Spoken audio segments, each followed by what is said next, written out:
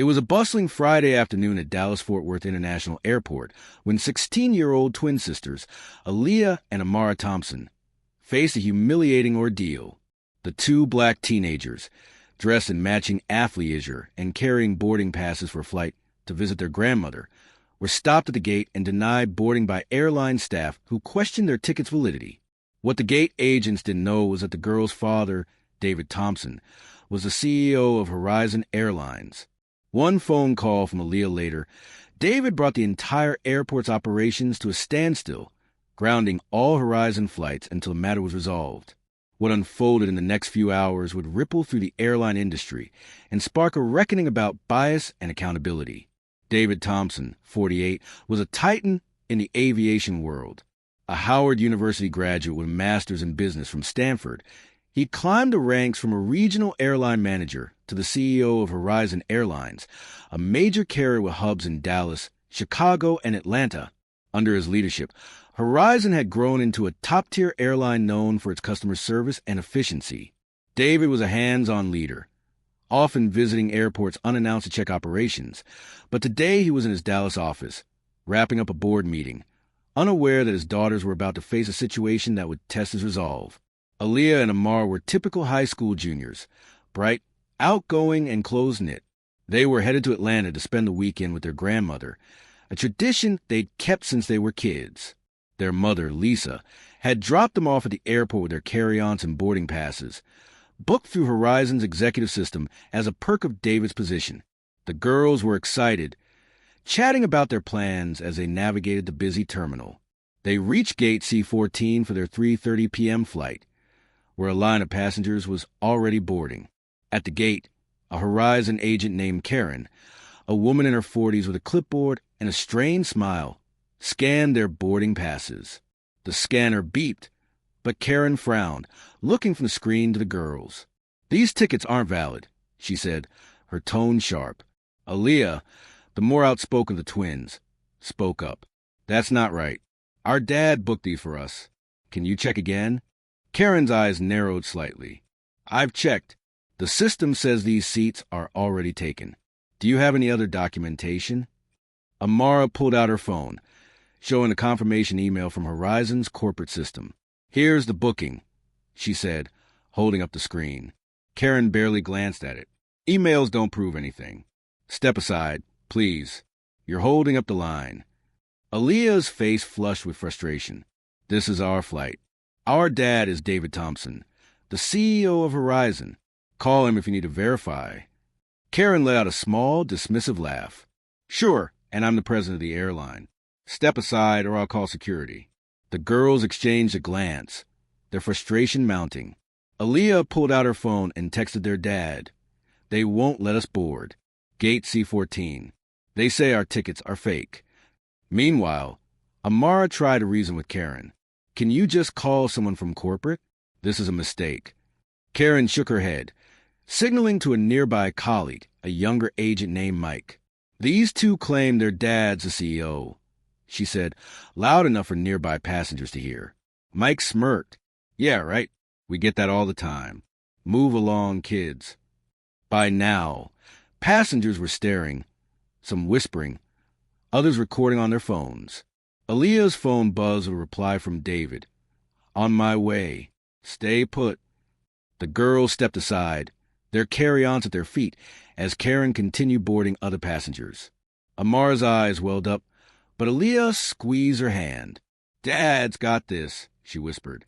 They didn't know it yet, but their text had set off a chain reaction that would upend the entire airport. David was in the middle of a budget discussion when Aaliyah's message came through. He read it twice, his jaw tightening.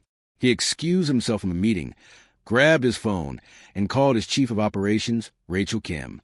"Rachel, we have a problem at DFW, Gate C-14, he said, his voice calm but laced with urgency.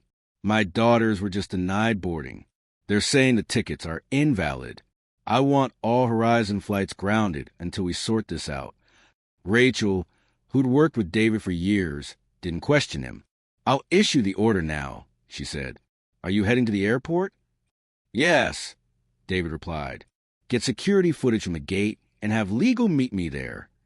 He hung up, and called his general counsel, James Carter, who was based in Dallas.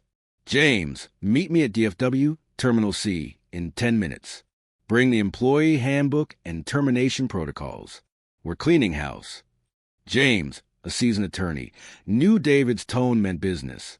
I'm on it, he said, already grabbing his briefcase. David's driver got him to the airport in 7 minutes, weaving through traffic as David's mind raced. He wasn't just angry about his daughters. He was livid at the thought of any customer being treated this way, especially by his own staff. Horizon had a strict anti-discrimination policy, and David had personally overseen training programs to ensure inclusivity. If his own daughters, with valid tickets and corporate backing, could be dismissed so casually, what did that say about the airline's culture? He arrived at Terminal C, where James was waiting outside the security checkpoint with a folder of documents. I've got the contract and the footage queued up, James said, handing David a tablet. David nodded, his focus razor-sharp. Let's go. They strode to the terminal, drawing glances from travelers as David's presence, tall, impeccably suited and radiating authority, commanded attention. By now, Rachel had relayed the grounding order, and Horizon's flights were halted across DFW. Departure boards flashed delayed, and passengers were grumbling, unaware of the storm brewing at Gate C-14. When David reached the gate, Aaliyah and Amara were standing off to the side, their faces a mix of relief and embarrassment as they saw their father. David hugged them both, his voice soft but firm. You okay? They nodded, and Aaliyah handed her her phone with the confirmation email. David glanced at it, then turned to Karen, who was still at the gate podium, now looking nervous as she noticed the grounded flights on her screen. Mike stood nearby, his smirk gone. Karen, David said, his voice carrying across the gate area. I'm David Thompson, CEO of Horizon Airlines. These are my daughters, Aaliyah and Amara. You denied them boarding, questioned their tickets, and dismissed their identity. Explain yourself. Karen's face drained of color. Sir, The system showed their seats as taken. I was following protocol. David's eyes narrowed. You didn't check the corporate portal. You didn't call anyone. You assumed they were lying. He turned to James. Show her. James opened his tablet, pulling up the security footage. It showed Karen scanning the girls' passes, shaking her head, and dismissing their email without a second glance. David addressed the growing crowd of passengers, some still recording. This is unacceptable, he said. Horizon Airlines does not tolerate discrimination or incompetence. Effective immediately, the staff at this gate are terminated. He nodded to James, who stepped forward with the employee handbook. Under Section 3.1, Horizon reserves the right to terminate employees for gross misconduct, including failure to verify credentials and discriminatory behavior. Karen stammered. You can't fire us like this. We were doing our jobs. Mike chimed in. The system was down. It's not our fault. David wasn't having it. You didn't check the system properly, and you mocked my daughters when they told you who I was. You're done. James continued. Termination notices will be sent via email. HR will handle your exit process. The other gate agents, who'd been watching silently, looked stunned. One started to protest. But David raised a hand. You had a chance to do right. You didn't. By now, the gate area was buzzing. Passengers were tweeting, posting videos, and whispering about the CEO shutting down flights. David turned to Aaliyah and Amara. Get your bags. You're boarding now. He signaled to a supervisor from another gate, who just arrived after hearing the commotion.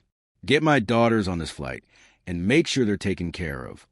The supervisor, a woman named Maria, nodded quickly and escorted the girls to the jetway. David then called Rachel. Lift the grounding order, but I want a full review of this branch's operations. Every employee, every process. Rachel confirmed. Already in motion. I've got a team from the Chicago hub coming to cover DFW tonight. David hung up and addressed the passengers, who were still milling about. I apologize for the delay, he said. Horizon values every customer, and we're taking steps to ensure this doesn't happen again. Your flights will resume shortly. Within an hour, the replacement team was in place, and Horizon's flights were back on schedule. David stayed at the airport, meeting with the regional manager, Tom Alvarez, in a private office. "This is a failure of training and culture," David told him. "I want mandatory anti-bias workshops across all hubs.